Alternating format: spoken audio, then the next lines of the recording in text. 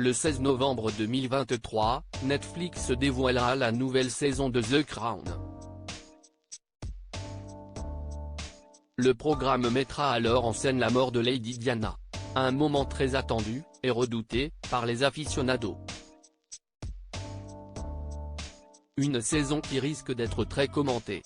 Le 16 novembre 2023, Netflix diffusera la première partie de la 6e saison de sa série The Crown, qui se déroulera en 1997. Les abonnés de Netflix pourront alors découvrir une première salve de 4 épisodes. Afin de faire attendre les fans, 5 clichés avaient été partagés par la plateforme de streaming. On pouvait alors découvrir quelques indices. Notamment du fait que cette saison sera marquée par la mise en scène de la mort de Lady Diana et de Dodi Al-Fayed. Netflix, conscient de la médiatisation qui sera faite autour de cette scène, avait indiqué que les images avaient été tournées dans le respect de l'histoire, et sans rajout de sensationnalisme. Mais d'après les dernières informations qui circulaient, comme l'avait indiqué le Daily Mail, le personnage de Lady Diana devait apparaître sous forme de fantôme dans cette nouvelle saison.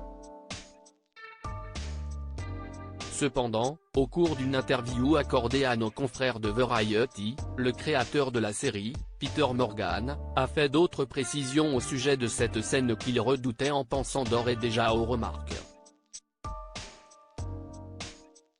Il avait alors songé à éluder le sujet de la mort de la princesse de Galles. Un traitement spécial sur le plan narratif. Lors de cet entretien, Peter Morgan a révélé n'avoir jamais eu l'intention de montrer l'acide.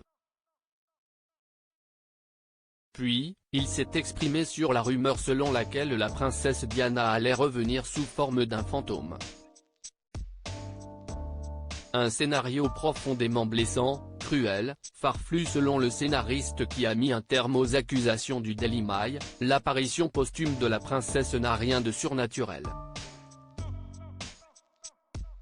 Je n'ai jamais imaginé qu'il s'agissait du fantôme de Diana au sens traditionnel du terme, a-t-il expliqué, estimant que la princesse Diana était tout ce qu'il y avait de plus réel dans l'esprit de ceux qu'elle a laissés derrière elle.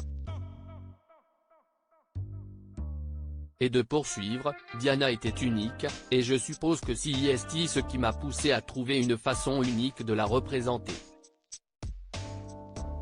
Elle méritait un traitement spécial sur le plan narratif. Un traitement à découvrir très prochainement.